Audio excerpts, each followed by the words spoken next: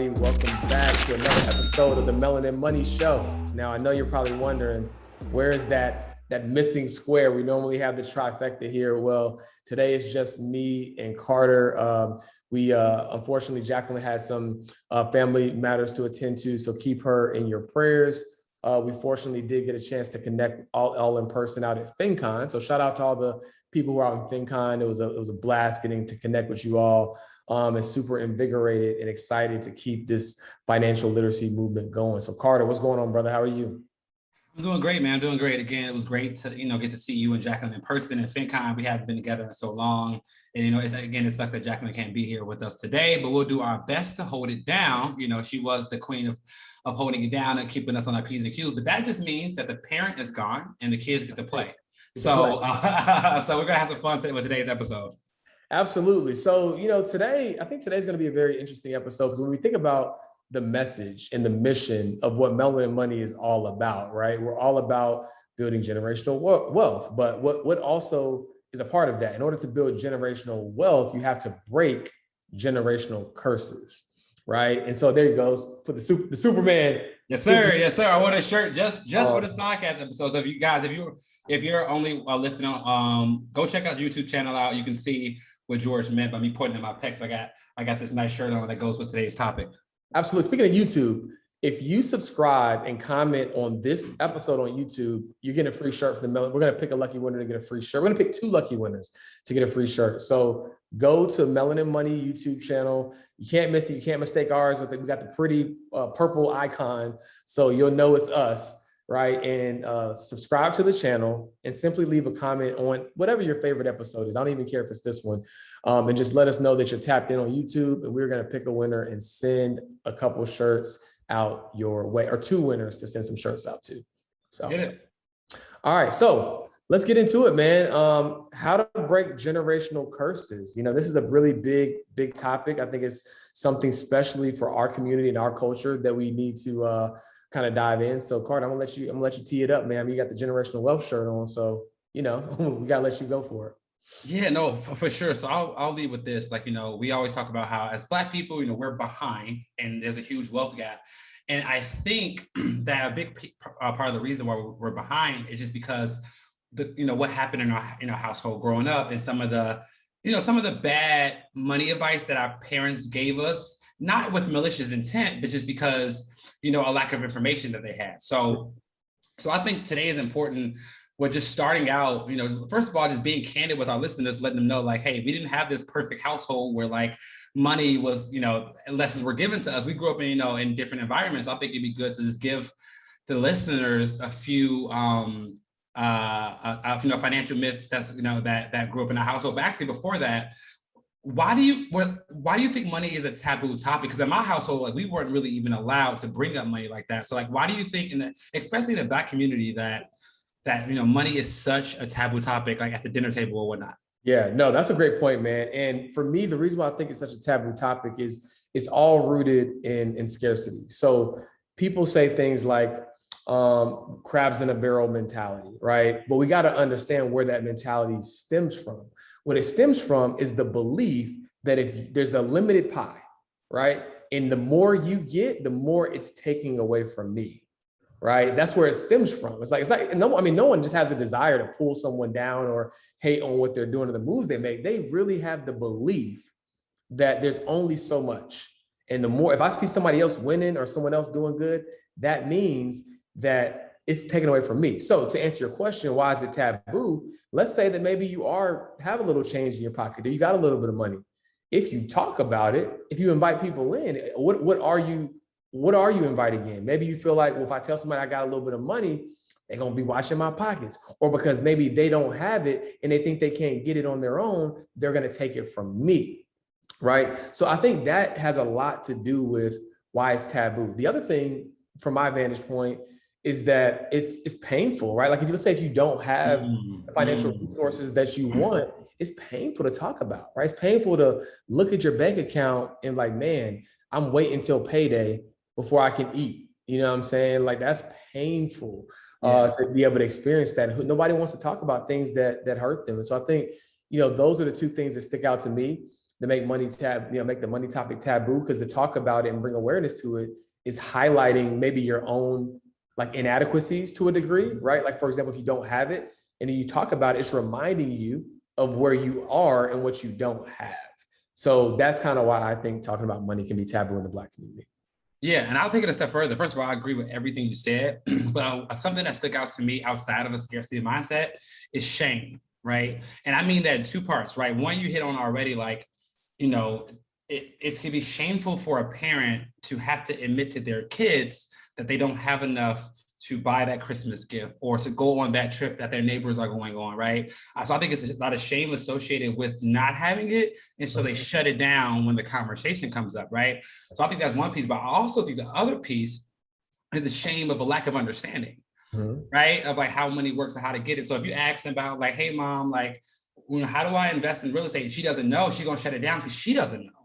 Right. And as a parent, you always want to look like you have all the answers. So I think it's a shame in two parts, the shame of not having and the shame of not knowing. But the good news is we're going to break both of those during today's episode, the shame of not having and the shame of not knowing. Because again, that's what we're here for, right? That's a fact. That's a fact. And as an abstract way to speak to one of the ways to break generational curses is commitment and consistency. Right. And so, for example, you know, real time, I'm in Atlanta right now. I didn't sleep that much last night. Just had a lot of stuff. We know whenever you're going out of town. I just came back from FinCon, so I had a limited window of time. And so I had a long night, right? Woke up, had to get the fresh haircut, you know, so you see the vibes. Yeah. And so I'm in Atlanta right now. I got here like around 6:50, was outside of my Airbnb for like 30, 40 minutes. And now it's 8:30 where I'm at, but I have my portable mic that I haven't used since my first podcast. And I'm here having this podcast episode with Carter. Now, why is that important? Because how you do one thing is how you do everything, right? So if you want to break generational curses, you decide that I'm the one that's going to do it. And that looks like X, Y, and Z. It looks like consistently transferring money to my savings account and then consistently transferring that money to my investment account, right? Commitment and consistency, I believe, is one of the first steps in breaking generational curses. I just thought that would be kind of a cool way to loop it in real time because, you know, you best believe, you know, we probably, you know, there's other things that we could be doing right now, you know, with our time, but we decided to show up for you guys every single Wednesday to bring you this content. You could have easily folded like, oh, you know, man, it's been a long week. I low key, I thought you was gonna fold. I thought you was gonna fold today. I was like, man, he drove in. He had the long wait outside. Like, he might fold on y'all tonight. But look, George is here. He's a man of the people. So Commitment and consistency. But yeah, so that's just a little abstract point, but I do think it's like how you do one thing is how you do everything. So how you do anything is how you do everything. I'm a firm believer in that. So guys, you know, if you want to break generational curses, know it starts with you and it doesn't have to end with you if you pass it down. So that's a good transition to talk about, like, as a kid, right, in the household. I know one off the top of my head, like, what was this like one financial myth that was given to you unintentionally by your parents, but end up sticking with you, you have to break later. So I'll leave while you have a second to think about it. Right? So in my household, right, like, obviously it was 9 of us in the household. So like, it was a 3-bedroom household.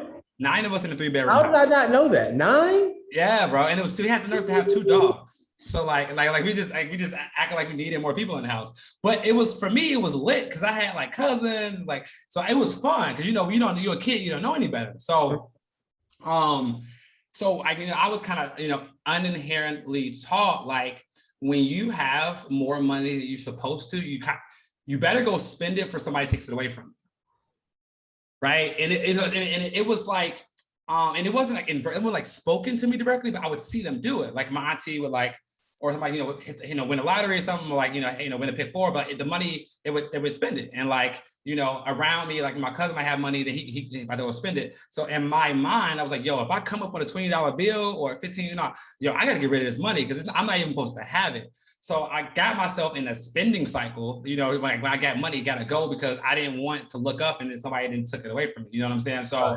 again, that was just, it wasn't directly told to me like, yo, you don't deserve money, like you're not supposed to have it. But I saw that, like, whenever we got a bigger pot of money, we were looking to spend it because we were, and again, when you're not used to having something, when you get it, you lose your mind.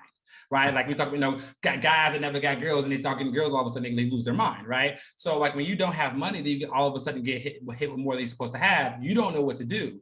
And we see that a lot in social media and stuff these days, but that was mine. And that took me a little while to break out of. No, that's a good one. That's a good one.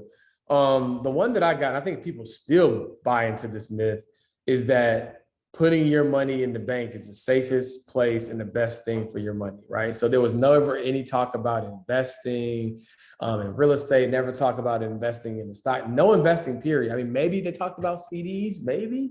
Like, I don't know, are those even still a thing? See, on the south side of Chicago, bro, we weren't even taught to have banks. We were taught not to trust banks. It was you keep that money in the crib, like you keep that money underneath the mattress. So at least you was a step ahead, you know what I'm saying? Yeah. At least we had a little bit of couple pennies in the bank, right? But just like thinking that was the safest place to put money. So I think we think about like how many people of color are skeptical about investing. Now, granted, we're seeing a huge shift, right? Thanks to platforms like ours, thanks to platforms like Earn Your Leisure. Shout out to Wall Street Chapter. Shout out to all the people for the culture who are dispelling that myth. Earn Your what's my guy name? Ian Dunlap. All the people that are like starting to shift that narrative. But for the longest, right? For those of us who have been in the financial services industry for a while, we know that investing was not something that we did, right? It's like, oh, now I don't know about that investing stuff.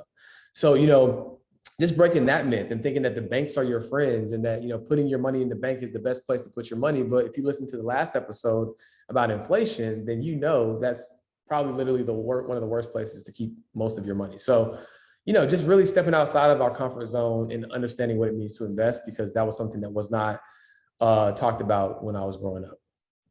Dope, man. Dope. And I think those are two things, again, like one thing we want to do in this podcast, y'all, we want to show you all more of our personality. We want to be more candid. And we actually, I would like y'all to pick a favorite person, because I think if the people had to pick who's their favorite host on a podcast, I think I would kind of run away with it. But we don't know that until we have the people either leave reviews of who their favorite person is. But I told the group that we need to make a consistent, concerted effort to have more fun on the podcast and then show more of our personality. So we want to show y'all kind of what happened in our household. Yeah, for sure. And of course, he's dead wrong with that assumption. But, we know who the OG podcaster is. Okay. Okay. Okay. We'll see. So y'all vote on it. We'll find a way for y'all to vote on y'all favorite. Now if I find out you're sending y'all cash apps to vote for, you gotta pay to play. You gotta pay to play. But nah, guys. But seriously, we really want to have fun on this platform. So let us be your money test dummies. What I mean by that is us being in the financial industry, even if it's not uniquely in our wheelhouse or expertise, you got to imagine that people are always asking me, Carter, Jacqueline, like, what do you think about this? What do you think about that? So if you have things that you want us to review and talk about, and as long as, we feel like it's something that would add value to the broader community, let us know, because then that becomes an opportunity for you to get feedback through the lens of financial experts. I say experts because, at the end of the day, we're all growing and evolving, but at least filtering it through our lens, so that if it's something that you're interested in, you can get feedback from us before you go out and do it. Maybe we'll give you some perspective. For sure. So I think, man, this is a great point, because again, we don't want to just talk about like the wealth gap, and we want to actually help break generational curses. And like, again, we said it starts with us. So you have a new little one on the way, and I don't know if you disclosed this. Oh, yeah, we good now. Yes, okay. It's on Instagram, so it's out. Yeah, it's out. So we got a young king on the way, right? So I'm happy about that, man. And the good thing about us, since we know so much about money, we now can start to develop our own household and our own way that we're going to teach money to our kids, because we don't have the the scarcity mindset, and we don't have the shame of not having money. So we have a chance to reset our household and then shape it for future generations, and that's a gift. And it's a curse, because it's up to us. So I don't know if you've given much thought, but I've given a ridiculous amount of thoughts to this, and I don't even have kids yet, but like how I'm going to have money talked about and acted upon in my household. So I think it'd be a great idea to and you can lead, just tell the people, like, since you have a little one on the way, how are you going to teach money in your household so that he is able to walk into the world with financial literacy? Great question. So one of the things that I'm going to do is I'm not going to give my son money for chores. I'm not going to give money for chores. What I'm going to do is I'm going to give him money for reading. Wow. Okay. Now, Okay. the reason why I'm going to give him money for reading, because that's going to condition him to understand that when I acquire information,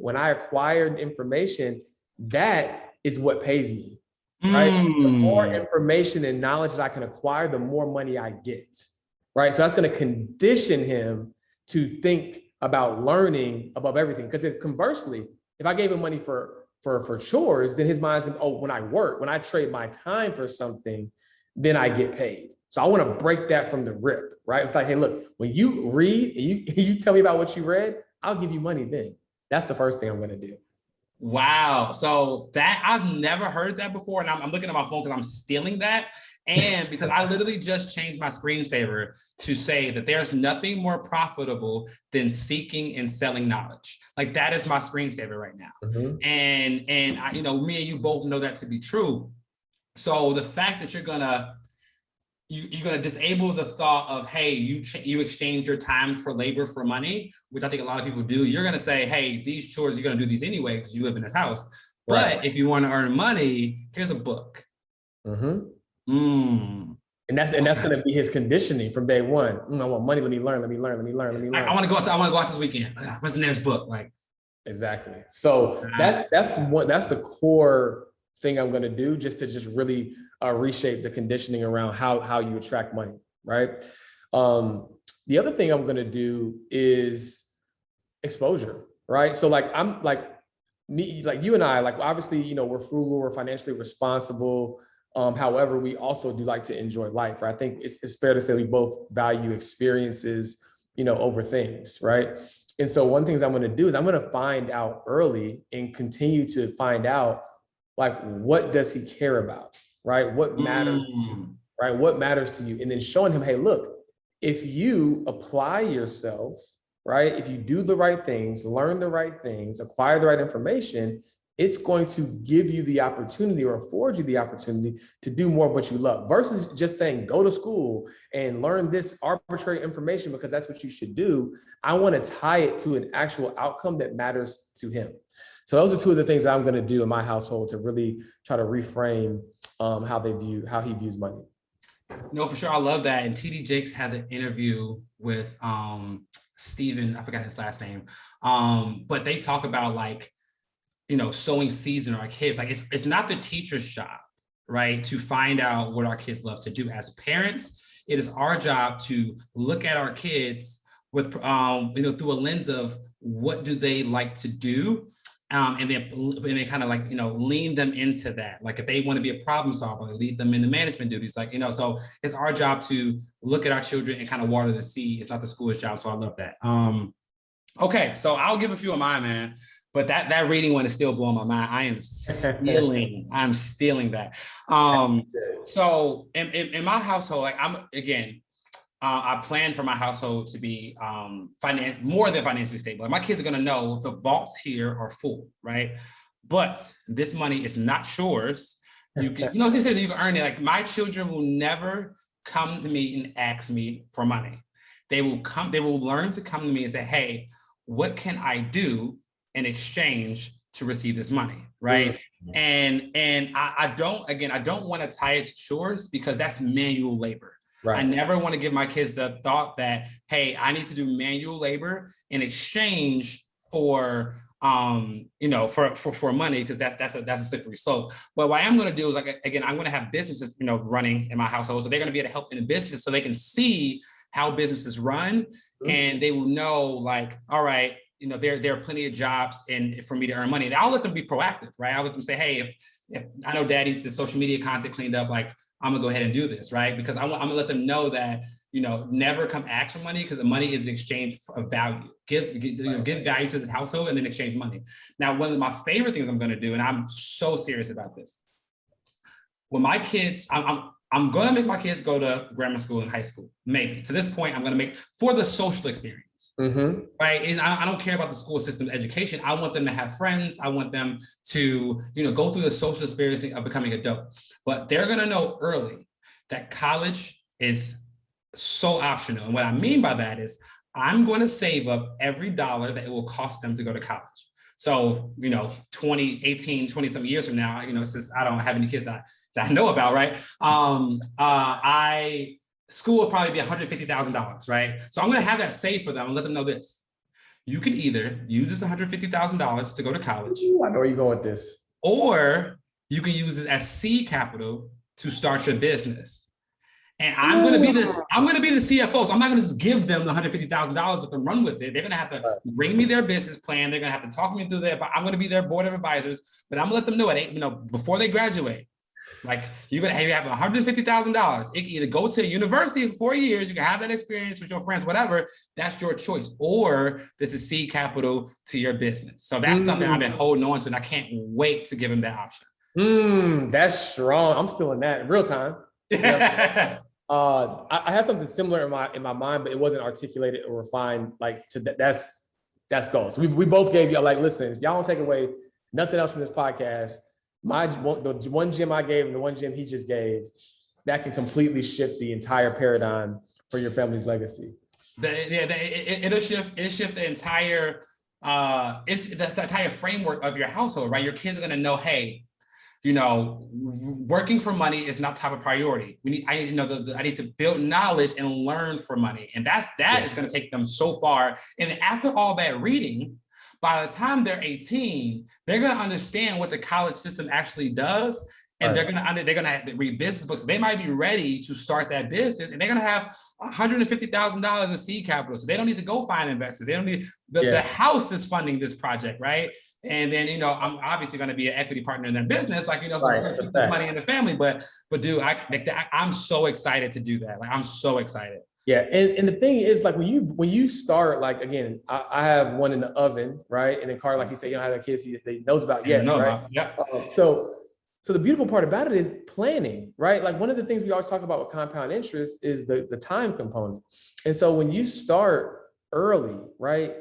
I'm already starting before my child is even here. It makes it so tangible, right? It makes it very possible. Like I'm planning to have $1 million saved by the time they're 18, right? Because it'll be invested. So obviously there's compounding there. But like if you just start small, right? This is very achievable, right? Imagine the empowerment of knowing when I turn 18 or when I get ready to go to college, I have two options.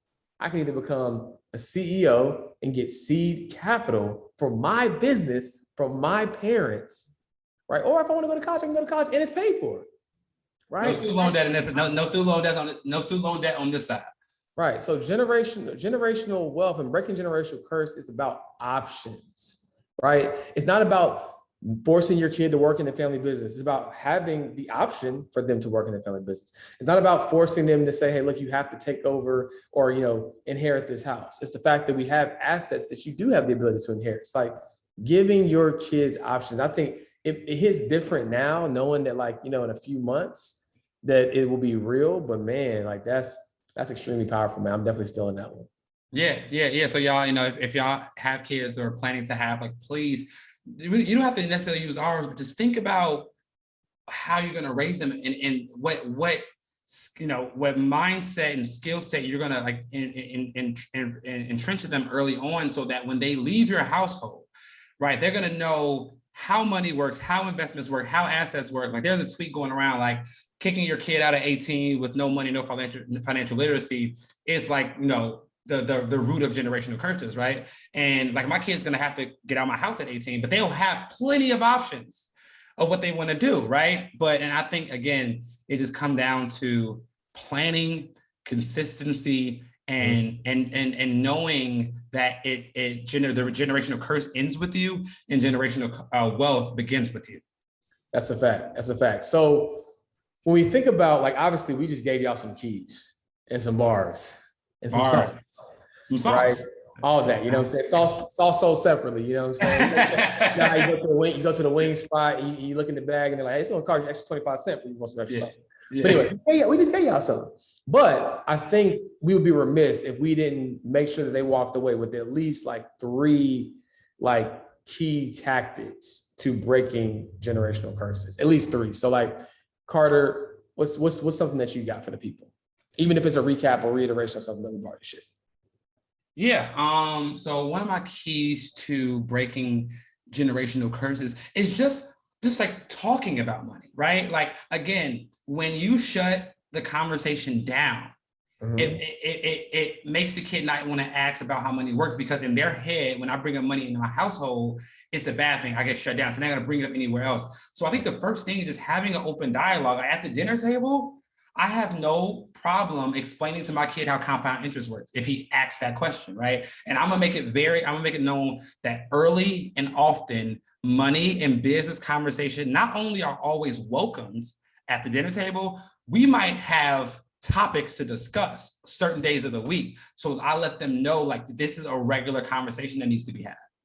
Facts. That's a good one. I would have to say, getting in, and I know we say this often, but getting in the room and getting exposed to certain things that shatter your own limiting beliefs and shatter your child's limiting beliefs around what's possible for them. Right. So I think that's very, very critical. You know what I mean? Like, I mean, me and Carter look back a couple of years ago to the early makings of our friendship and brotherhood. You know, what used to be annual targets are now soon to be monthly targets, right? Because of that very fact, right? Getting in the room, right? Getting exposed to things. And I heard this quote, I don't know how scientifically true it is, but it sounds good. And the quote is, the brain is the only organ on the human body that doesn't have its own disposal system, right? And so what I mean by that is once you get exposed to something, you cannot unsee it. So when you expose yourself to greatness, when you expose yourself to things that you've never seen, when you get those experiences, it's very hard for you to go back to something lesser. What's the quote that you've been saying a lot lately, Carter? What you expose to something greater, you drop something lesser. Yeah. Right. And so just like really cultivating that mindset of anything is possible. Because, for example, my wife and I actually had come from completely different backgrounds. So I come from a background where money wasn't talked about. We didn't have a lot of money and it was scarce. And so for a while, my frugal nature was really predicated upon the fact, whether I knew it or not, that I didn't believe more was coming, or I was afraid what would happen if I didn't have it anymore. Right. Whereas she came from a background, her parents did pretty well for themselves. And so like she saw what that looked like. And so she didn't have those limiting beliefs. Right. And so in the beginning, that looked like me kind of reeling her in a little bit, like, whoa. Like slow down, slow up. Slow down, bucko. But ultimately it became a healthy blend because she just didn't have those limiting beliefs. So I saw how a person's mindset can be open when they just don't have any limiting beliefs around money. It's almost like I want to do a case study on all the kids who who were basically born when Barack was president, or like were like 1 or 2 when he was president, right? And this is not because of what you think about Barack or how great of a president he was, but because the person who had the most power, the highest office in the land, looked like you, and that's your first president. So imagine how you view the world, because you didn't grow up every time you look up white man, right? Nothing against y'all, but like imagine looking at the highest office on the land and he looks like you. What type of belief does that put in you? Oh, being a president, that's what we do. Like that's the only president I ever saw. But presidents are Black, right? And that's the power of being exposed to certain things. And so just make sure you put your kids and yourself in the right environments to shatter your limiting beliefs. Yeah, and I love that piece on the brain doesn't have its own disposal system, because like I know me and you talking, when we were at FinCon, like I start a lot of conversations off by saying, bro, before I tell you this, remember, you can't unhear or can't unsee what I'm about to tell you, right? Because I want to like warn people like, yo, what I'm about to tell you is going to blow your mind and you can't unsee what I'm about to tell you. So I always start conversations off like that, because I know for a fact that, it's a gift and a curse that when, once you're exposed to something greater, which you're going to drop something lesser. That goes like in relationships, that goes in friendships and money, like whatever. So like, don't be scared to let your brain see greater things in lieu of losing what you already have sometimes. So sometimes we have to upgrade. But anyway, right. The next thing I would say about breaking generational curses is I want to teach my kids that like giving is a form of receiving, right? Because again, abundance comes from not having, and it also comes from, like you said, not knowing when the next round is going to come. So like any money that my kids do get from me for reading, right? Not house chores, they're going to have to donate 10% of that somewhere. charity, school, whatever. Like, but like, I want them to get used to not keeping every dollar that they receive. Cause like, I love the analogy. Like so for those of you all looking at YouTube, I'm like, have my fist closed. If you are holding on so tight to the money that you currently have, guess what? You're not allowing more money to come in. So you have to have a loose grip. Like you said, like every time you get paid, every time you pay somebody, you get paid. I was on your page earlier. I'm like, man, this is good. But yeah, you say that all the time. And every time you pay, you get paid. So every time you release money into the atmosphere, to the universe, it's going to come back sometimes 2, 4, 10-fold. So I want my kids to get used to not hoarding every dollar that they have. So I'm going to get them giving pretty early on. Absolutely. I mean, you took the words right out of my mouth. I was gonna say, well, did y'all see my Instagram post there? Exactly. You know what I'm saying? But it's so true. Like money is just an energy exchange. You know what I'm saying? And when you let go of it, and it's a physical manifestation that you believe is coming back to you, right? I believe like money's like a boomerang, right? Let it go, come slap you in the back of the head. You know what I'm saying? Tenfold. And so just generosity, and I get and my wife is the queen of that, right? Like she really opened my eyes up to generosity, because I remember when we first met, she used to have like these little kickbacks, and she was like financing the whole deal. Like she was like bottles, food. I'm like, yo, shorty. I'm like, sure, like, how do you get $65 or something? You know what I'm saying? Yeah, put something in a pot. You know what I'm saying? Like, and so but just generosity, but at the same token, again, it always came back. So guys, I think this is a phenomenal viewpoint as we head into Q4, the last quarter of the year. I think this is really a great opportunity to really set the tone for how you want to close the year out. And for those of you who want to start your own business, my homeboy, your very own, has his ebook dropping. Oh yeah. As of this going live, it would have just dropped like the Friday before. So if you haven't gotten that, go get that. We'll make sure we put the link in the show notes. Start your dream business, because part of, again, creating a legacy is showing your kids like how you can be present. And if you create the dream lifestyle that you want, you can be present, right? I think they say kids spell love Time. And so my boy about to be a father, he got all these gems hanging, right? You know what I'm saying? Right here with it. You know what I'm saying? And so like that requires you to be present. You have to have a lifestyle that you intentionally manufacture and curate to be able to have that presence, right? We joked about Carter. We joked with him a lot about it, but my man was in Colombia for 30 days. You know what I'm saying? So we were joking on his light and stuff like that, but how liberating and freeing is it to be able to live your best life? And that's part of the exposure. When your kids come into the world and they're in one country, one month, and then the next month they're in another country, do you think they're going to have a limiting beliefs on what's possible for them? And so it's very important to understand what that looks like, guys. So, maybe building your dream business is part of, your generational wealth plan. So make sure you grab that book. You know what I'm saying? If you act right, maybe I'll buy one for you. Act right, i.e. leaving a review. How about this? For everybody that leaves a review on this episode, or I guess on the Melanin Money podcast, right? I'm doing a $500 start your business giveaway. So I'll add the people who leave a review to the giveaway. And then so you'll be interested to win a chance to win $500 to jumpstart your business. So guys, if you like this episode, please go leave it a review. Again, that Start Your Dream Business ebook link will be in the show notes, as well as link in my bio. And again, like I made this book because guys, like the freedom that we get as business owners, like George was saying, like when I'm traveling, I'm actually meeting parents who have their kids with them that are traveling, and the kids are just like in 6 different countries a year. And those kids' mindset is going to be a lot years ahead of someone who never left the country before. So I want all this to be possible for you all at home. And again, we give you all this episode because we want you all to break generational curses and begin the trend of generational wealth in your household. So with that being said, that's the conclusion of today's episode, right? That's the conclusion of today's episode. So guys, we thank you for tuning in. Jacqueline, we miss you. We hope that you're proud of us, that your big brothers held it down in your absence. And we're excited to have you back. And guys, make sure you send her a DM, tell her you missed her as well. So even though, we know you have favorites, you still gotta show her some love too. But now, guys, thank you guys for tuning in. Again, we do this for y'all. So let us know what you want us to recover next time, and we'll make sure that we include it. Yes, sir. Peace.